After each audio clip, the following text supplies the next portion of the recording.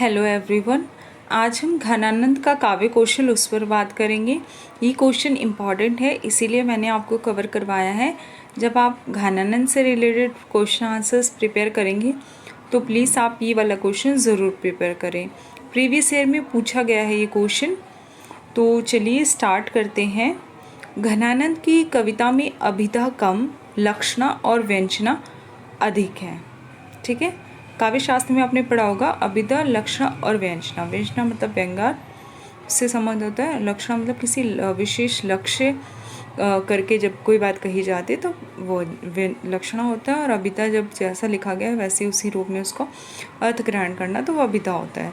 तो हमें यहाँ देखने को मिलता है कि घनानंद की कविता में अभिधा से ज़्यादा लक्षण और व्यंजना देखने को मिलती है। उनकी कविता के मर्म तक पहुँचने के लिए उसके लक्षार्थ व्यंग्यार्थ तक पहुंचना अनिवार्य है। अपनी कविता की विशिष्टता स्वयं घनानंद ने इस सवैये में व्यक्त की है। तो जब ये हम सवैया पढ़ते हैं तो इसकी जो ऊपर की 2 लाइन है, प्लीज़ आप इसे याद कर लेना। जब आप ये आंसर लिखेंगे तो ये लिखना होता है, तो आप ये वाली लाइन ज़रूर लिखेंगे कि उर भौन में मौन को घूंघट कै दूरी बैठी विराजती बात बनी, मृदु मुंज दरा पदार्थ भूषण सुलसे होलसे रसरूप मनी। यानी इस समय में घनानंद ने अपनी कविता की विशेषता बताई है।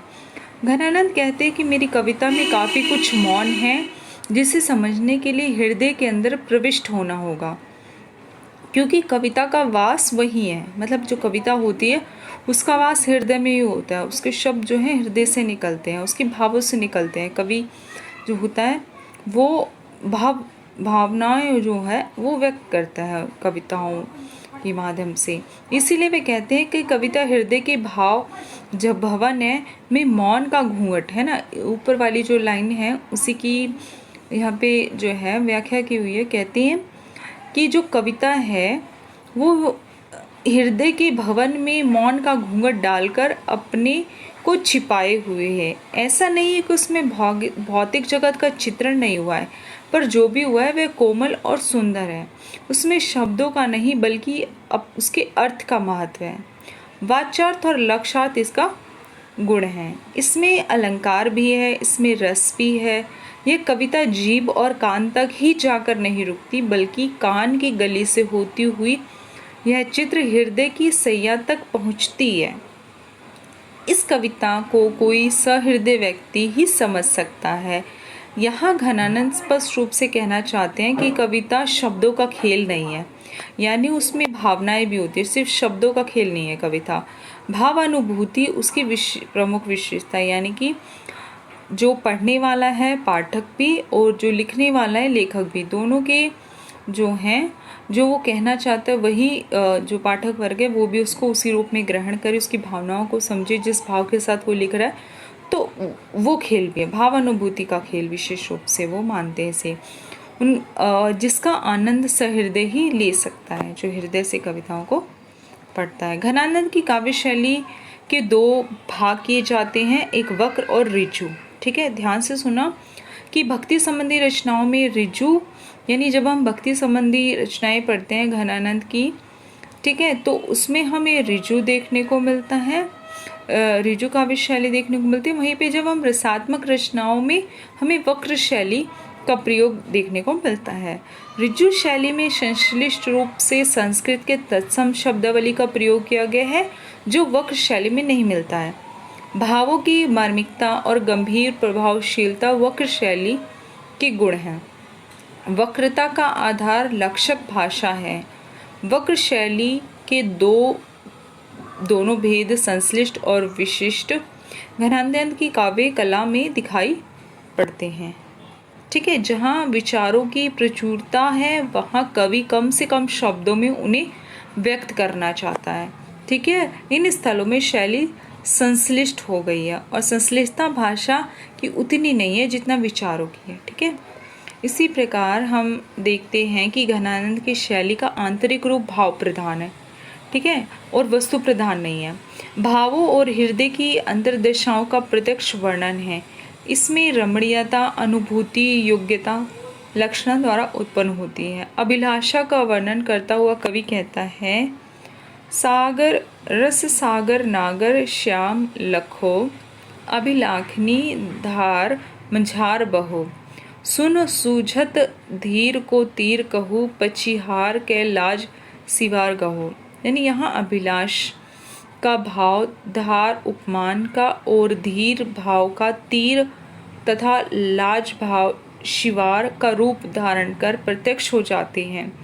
फलतः अभिलाषा मग्न व्यक्ति का जलमग्न व्यक्ति के समान चित्र बन जाता है।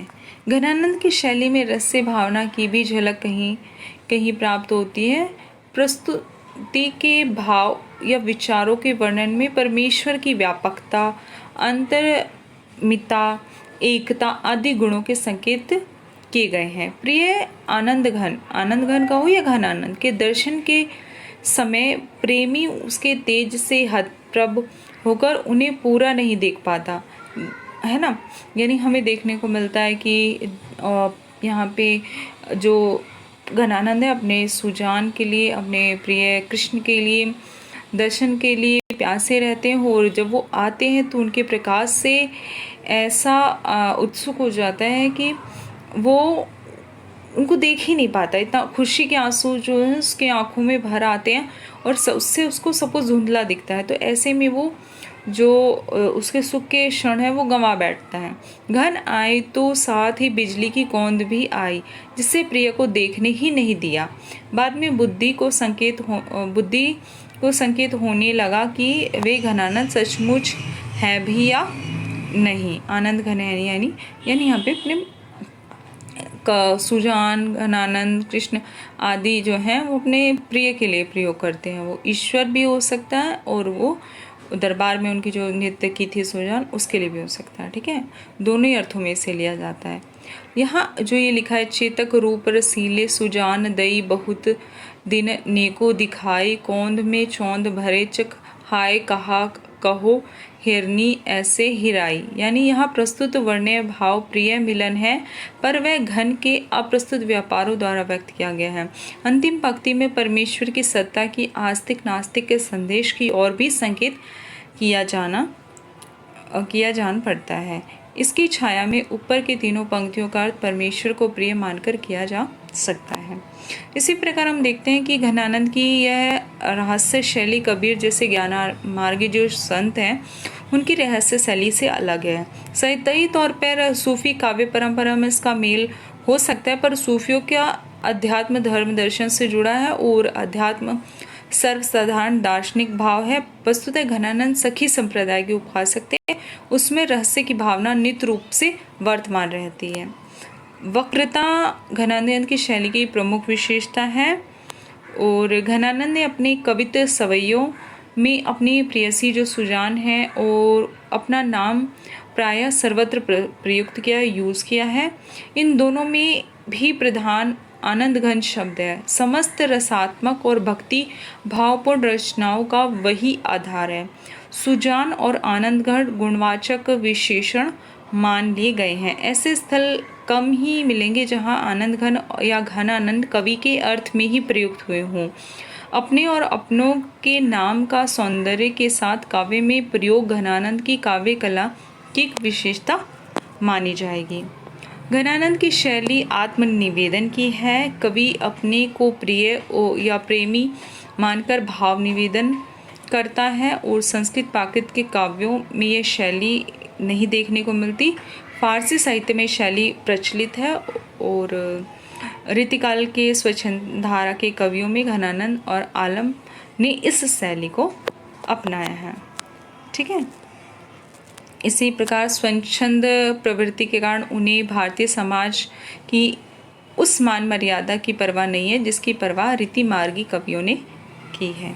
घनानंद ने कवित्व और सवैये छंदों में ही अपनी अधिसंख्या रचनाएं की हैं। उन्होंने सवैये छंद के प्रयोग में रुचि की विविधता का प्रदर्शन नहीं किया है। अपनी कोमल लय के कारण सवैये छंद श्रृंगार वर्णन में विशेष प्रचलित हुए हैं।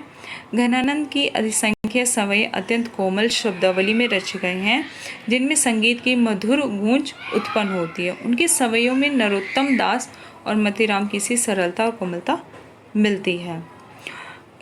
और इन दोनों यानी कविता और सवय छंदों की अतिरिक्त सुमेरु, त्रिलोकी, दोहा, अरल, नाटक आदि छंदों की भी रचनाएं की है। ठीक है, और आपको देखने को मिलेगा कि घनानंद के काव्य में यमक, श्लेष, अनुप्रास, उपमा, सांग रूपक, व्यतिरेक, अन्वय, संदेह और विनिमय, प्रतीप और उत्प्रेक्षा रूपक, अतिशयोक्ति, विरोध, हीनोपमा आदि अलंकारों का प्रयोग हुआ है। जिन अलंकारों का उन्होंने प्रयोग किया है वे प्रसिद्ध हैं और इस प्रकार के अलंकार सभी काव्यों में आ जाते हैं। इससे कवि की प्रवृत्ति अलंकार निरपेक्ष प्रतीत होती है। ठीक है, तो इस प्रकार हमने घनानंद को प्रिपेयर कर लिया है। आप प्लीज़ अच्छे से इसको प्रिपेयर करके जाएंगे। बहुत ज़्यादा तो लिखना नहीं है, लेकिन जो भी लिखेंगे आप अच्छा लिखेंगे और एक दो बार इसको ज़रूर पढ़ें, क्योंकि घनानंद जो है वो इजी नहीं है, थोड़ा सा टफ है, तो इसको 2-4 बार ज़रूर पढ़ना और इनकी व्याख्या ज़रूर पढ़ना, मैंने करवा रखी है। और आपको पता होना चाहिए कि क्या है, घनानंद ने अपनी रचनाओं में अलंकार का बहुत कम प्रयोग किया है। सीधी सरल शैली में मर्मिक भाव को व्यक्त करने वाले जो हैं कवि ये माने जाते हैं। ठीक है, तो इसी के साथ प्लीज़ आप इसको अच्छे से कर लेना। और जब आप ये आंसर लिखेंगे तो ये वाला ज़रूर लिखना जिसमें और भवन में मौन को घूंघट करे दूरी बैठी विराजती बात बनी, है ना। यानी कवि के जो भाषा संबंधी आदर्श हैं उसमें अलंकारों का स्थान है, पर वे अर्थोपकारक हो। हृदय के भवन में मौन का घूंघट डालकर जो बात बनीता बैठी रहती है वह रस की मणियों और पदार्थों के मुंज भूषणों से शोभायमान होती हैं। ठीक है,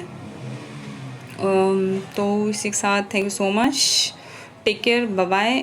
देखने के लिए थैंक यू। और अगर वीडियो अच्छी लगी तो लाइक करो, चैनल को सब्सक्राइब करो और एक बार इसको पढ़कर अपने भी नोट्स बना सकते हैं आप और इसको कर लेना। ठीक है, 2-4 पॉइंट्स बना लेना कि उनकी कविताओं में जो है रस देखने को मिलता है, लेकिन वो जो कविरादी कवि हैं उनसे अलग है। और बाकी अलंकार की बात कर लेना। ठीक है, और हमें उनकी कविताओं में जो ये छंद है वो किस प्रकार के देखने को मिलते हैं उसकी बात कर लेना। ठीक है, तो इसी के साथ टेक केयर, बाय बाय।